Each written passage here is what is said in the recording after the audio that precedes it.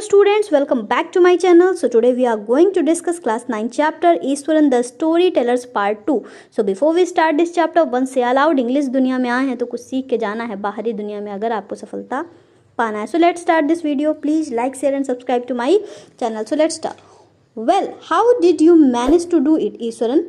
अब महेंद्र पूछता है कि ईश्वरन, आपने इतने बड़े हाथी को कैसे मैनेज किया, किस तरह से उसे गिरा दिया. पिछले पार्ट में हमने देखा था कि जो ईश्वरन था उसने अकेले ही एक बड़े से मैड एलिफेंट को गिरा दिया था.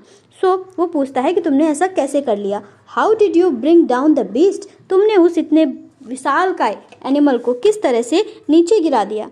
It has something to do with the Japanese art. Iswaran कहता है ये एक जापानीज आर्ट है, जापान की एक कला है. आई थिंक सर कराटे और जू जित्सु इट इज़ कॉल्ड. और मुझे लगता है कि इसको कराटे या जू जित्सु कहते हैं. I have read about it somewhere. मैंने इसके बारे में कहीं पढ़ा था. It temporarily paralyse the nervous system you see. और ये कुछ समय के लिए जिस आदमी के ऊपर ये एक्ट किया जाता है उसके नर्वस सिस्टम को कुछ समय के लिए पैरालाइज कर देता है.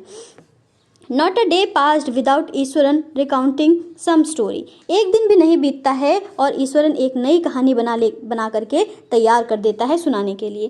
Packed with adventure. वो जो कहानियाँ होती हैं उसमें कई सारी एडवेंचरस चीज़ें होती हैं, हॉरर भी होता है, सस्पेंस भी होता है.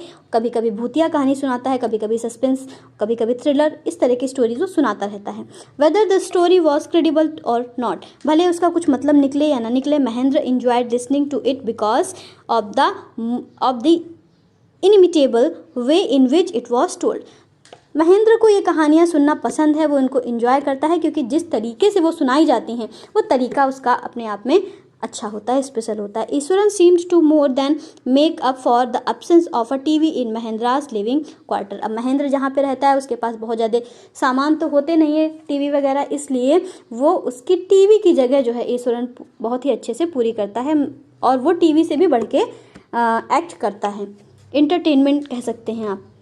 One morning when Mahendra was having breakfast Eswaran ask. एक समय की बात है, सुबह के टाइम जब महेंद्र नाश्ता कर रहा था तब ईश्वरन पूछता है उससे, can I make something special for dinner tonight sir? कि क्या मैं आज डिनर के लिए कुछ स्पेशल बना सकता हूँ sir? After all today is an auspicious day. मतलब शुभ दिन है, आज का दिन जो है वो बहुत ही शुभ है. According to tradition we prepare various delicacies to feed the spirit of our ancestors today sir. अगर हम अपने ट्रेडिशन की माने, अपने परंपराओं की माने, तो आज के दिन हमारी जो पुराने पूर्वज हैं उनकी आत्माओं को हमें अच्छे अच्छे व्यंजन बना करके उनको खाना खिलाना चाहिए, इसलिए हम कुछ अच्छा पकाएं sir. That night Mahendra enjoyed the most delicious dinner and delicious dinner. उस रात को महेंद्र बहुत ही अच्छा delicious dinner enjoy करता है क्योंकि ईश्वरन ने बहुत ही अच्छा खाना पकाया था.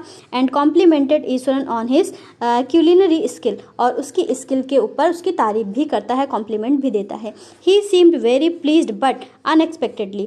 वो बहुत सब कुछ बड़ा ही खुशनुमा माहौल था लेकिन अचानक से launch into a most garish account involving the super natural. Garish account मतलब कुछ ऐसा हो जाना जो किसी को भी पसंद ना आए, कुछ ऐसी घटना घट जाती है, मतलब कि समथिंग सुपर नेचुरल जो प्रकृति से ऊपर हो. इट मीन्स जैसे कि भूत प्रेत आत्माएं, ये सभी क्या है, सारी सुपर नेचुरल. पैरानॉर्मल एक्टिविटीज़, ये सभी सुपर नेचुरल चीज़ें हैं जो हमारी समझ से परे हैं.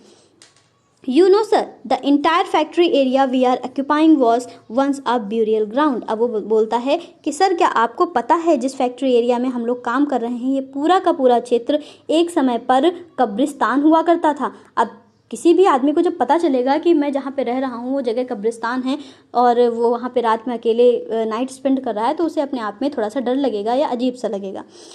He started Mahendra was jerked out of the pleasant reverie he had drifted into after the satisfying meal. अब जब वो खाना खा लेता है, खाना खाने के बाद उसके सामने ये एक तरह से क्या होता है, जग मूवमेंट, जो अंदर से हिला देने वाला मूवमेंट होता है. I knew on the first day itself when I saw a human school laying on the path. उसके बाद ईश्वरन कहता है कि मुझे तो पहले दिन से ही पता था कि ये कब्रिस्तान है क्योंकि एक दिन मुझे यहाँ पर ह्यूमन स्कल मतलब कि मनुष्य की खोपड़ी दिखी थी. Even now I came across a number of skull and bones. और अभी भी मुझे यहाँ आसपास कई सारी खोपड़ियाँ और हड्डियाँ दिखती रहती हैं. ईश्वरन कंटिन्यूड. ईश्वरन अपनी बात को आगे कंटिन्यू करता है. ये देखिए ईश्वरन जा रहे हैं और ये उनको यहाँ पर ह्यूमन स्कल दिखता है.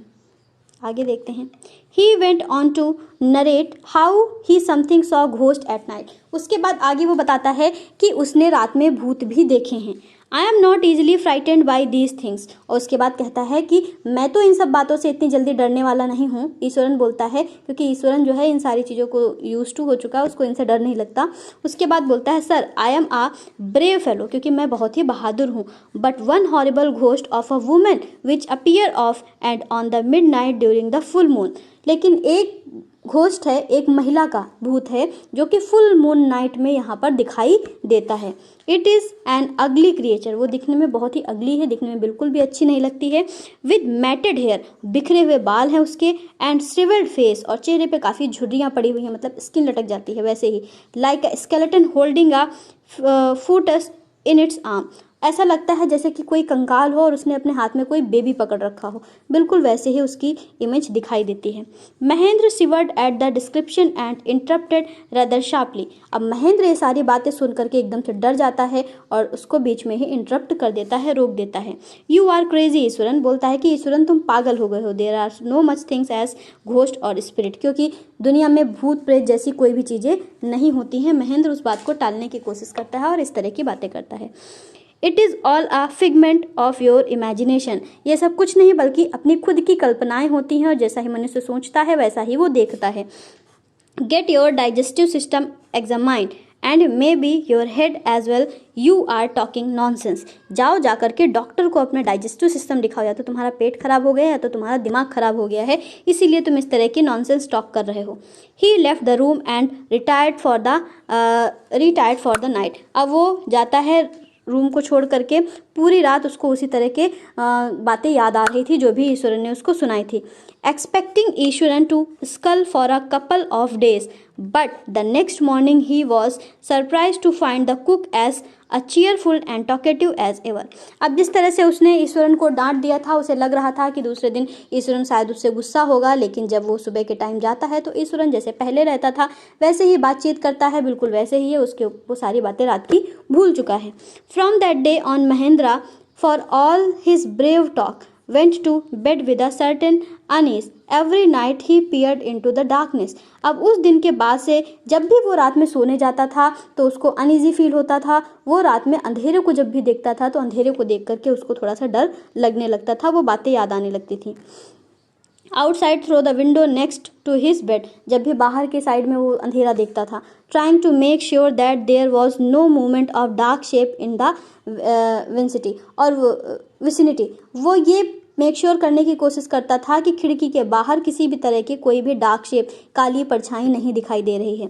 But he could only see a sea of darkness with the twinkling lights of the factory miles away. लेकिन जब भी वो बाहर अंधेरे की ओर देखता था तो उसको सिर्फ और सिर्फ चारों तरह से समुद्र के जैसा घोर अंधेरा दिखाई देता था और कुछ दूर पर फैक्ट्री की लाइट जलती हुई दिखाई देती थी। He had always liked to admire the milk white landscape on full moon night, लेकिन उसको जो फुल मून नाइट होती है, पूरे चंद्रमा की रात होती है, तो उसकी जो चांदनी होती है, सब कुछ वाइट वाइट दिखता है, वो देखने में उसको बहुत ही अच्छा लगता था, उसकी वो हमेशा प्रशंसा करता था। But after hearing Eswaran story, लेकिन ईश्वरन की ये कहानी सुनने के बाद, of the female ghost, he avoided looking out of his window all together when the moon was full. उस दिन के बाद से उसने जैसे बताया था कि वो जो महिला का भूत है वो फुल मून नाइट में आता है, तो वो उस दिन से फुल मून नाइट को देखने के लिए बाहर की ओर नहीं जाता था। ऐसे तो उसको देखना पसंद था, लेकिन जब से कहानी सुनी तो उसको डर लगता था कि कहीं वो भूत उसको दिखाई ना दे जाए। One night Mahendra was woken up from his sleep by a low moon close to his window. एक रात की बात है, महेंद्रा जब सो रहा था तो अचानक से उसकी नींद खुली, क्योंकि किसी के मौन मतलब रोने की आवाज़ सुनाई दे रही थी खिड़की के बाहर से। At first he put it down to a cat prowling around for mice. पहले तो उसे लगा कि कोई बिल्ली होगी जो कि चूहे को पकड़ने के लिए ऐसे आवाज़ें कर रही है।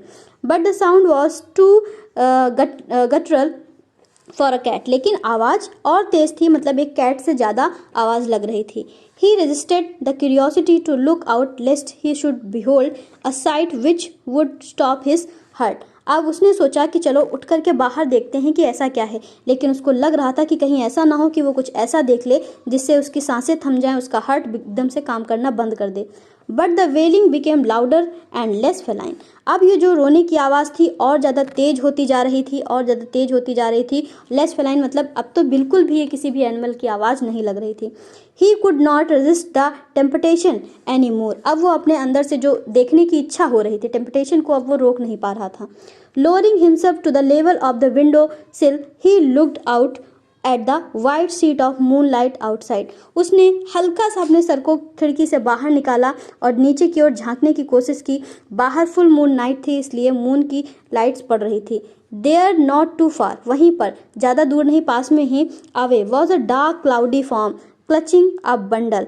उसने देखा कि एक डार्क सी क्लाउडी सी परछाई उसको दिखाई दी। उसने हाथ में जैसे कुछ बंडल पकड़ रखा था। Mahendra broke into a cold sweat and fell back on the pillow. Mahendra एकदम से डर गया, उसके पसीना आने लगा और डर से वो चुपचाप से जाकर के तकिए पे लेट गया। Panting as he gradually recovered from the घैस्टी experience he began to reason with himself. वो एकदम से डर चुका था, हाँफ रहा था। पेंटिंग मतलब होता है हाँफना, और वो इस थॉट से ऊपर आने की कोशिश कर रहा था। And finally concluded that it must have been some sort of autosuggestion, some tricks that his subconscious had played on him. फिर उसके बाद वो अपने आप को समझाता है कि ये कोई भूत प्रेत नहीं है, बल्कि ये उसी का सबकॉन्शियस माइंड होता है। एक हमारा कॉन्शियस माइंड होता है और एक होता है हमारा सबकॉन्शियस माइंड। सबकॉन्शियस माइंड जो हमारा होता है, जैसे कि हमने कोई चीज़ सोची है, इमेजिन की है, तो वो वही सारी चीज़ों को रियल करके हमको दिखाने की कोशिश करता है। जैसे कि हम रात में लेटे हैं, अगर हमने भूत प्रेत के बारे में सुना तो हमको ऐसा लगेगा कि हमारे कमरे में कुछ आवाज़ हो रही है, कोई चल रहा है। इस तरह से हमारा सबकॉन्शियस माइंड उस चीज़ को सच बनाने में लग जाता है। तो ये कुछ और नहीं था बल्कि उसी का सबकॉन्शियस माइंड था, ऐसा उसने सोचा। By the time he had got up in the morning, अब सुबह के टाइम जब वो उठता है, had a bath and come out to have his breakfast, और उठने के बाद जब वो अपने ब्रेकफास्ट यानी नाश्ते के लिए आता है, the horror of the previous night had faded from his memory, तो वो रात की जो हॉरर स्टोरी थी वो अब इसके दिमाग से धुंधली पड़ चुकी थी। Eashwaran greeted him at the door with his lunch packet and his bag. Eashwaran उसको मिलता है और साथ में उसके साथ उसका लंच पैकेट था। Just as Mahendra was stepping out, Eashwaran grinned and said. जैसे ही महेंद्र घर से बाहर जाने वाला था, ईश्वरन उससे कहता है, sir remember the other day when I was telling you about the female ghost with the foetus in its arm. आपको याद है कि मैं आपको एक दिन बता रहा था एक महिला भूत के बारे में जिसने अपने हाथ में कुछ पकड़ रखा था। You were so angry with me for imagining things, और आप मुझसे इस बात पर बहुत ही गुस्सा हुए थे। Well you saw her yourself last night, लेकिन कल रात तो आपने खुद उसे देखा। I came running hearing the sound of mourning that was coming from your room. मैं उस आवाज़ को सुन करके आपके कमरे में रात में आया था, क्योंकि आपके कमरे से रोने की आवाज़ आ रही थी। A chill went down Mahendra's spine, Mahendra को ऐसा लगा, उसका पूरा शरीर ठंडा पड़ चुका है ये बात सुनने के बाद, क्योंकि रात में तो उसने ये सोच लिया था कि हो सकता है ये उसका सबकॉन्शियस माइंड हो, लेकिन अब ये चीज़ ईश्वरन ने भी देखी। He did not wait for Eswaran to complete his sentence. He hurried away to his office. अब उसने ईश्वरन के एक सेंटेंस को कंप्लीट होने की रास्ता नहीं देखी और तुरंत ही अपने ऑफिस चला गया। And handed in his paper, और अपने सारे पेपर्स जा करके पकड़ा दिए। Resolving to leave the haunted place the very next day, और ये मेक श्योर करने की कोशिश की कि अगले ही दिन वो उस जगह को छोड़ करके किसी दूसरी जगह चला जाए, because this place was haunted. R K Laxman की लिखी हुई स्टोरी है। So thank for watching, like share and subscribe.